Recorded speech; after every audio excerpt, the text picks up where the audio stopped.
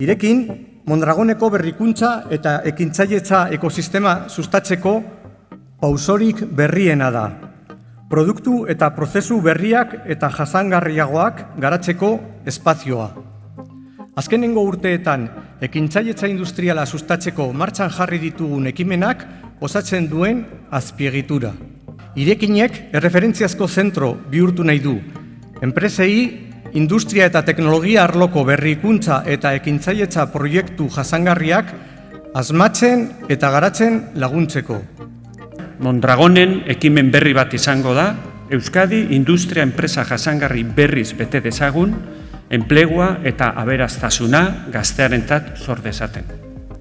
Lantegi pabelloi huts batetik jaio bazen Mondragon Unibertsitatearen zati handi bat, ziur nago Irekinetik makina bat enpresa garatuko ditugula, balio erantzi handiko enplegua eta industria iraunkorrak sortzeko. Are gehiago, inguratzen gaituen ekosistema kontutan hartzen badugu. Unibertsitateko ikasle gazteak, zentro teknologikoa, ikerketa gehi garapeneko enpresa unitateak eta promozio zentroak.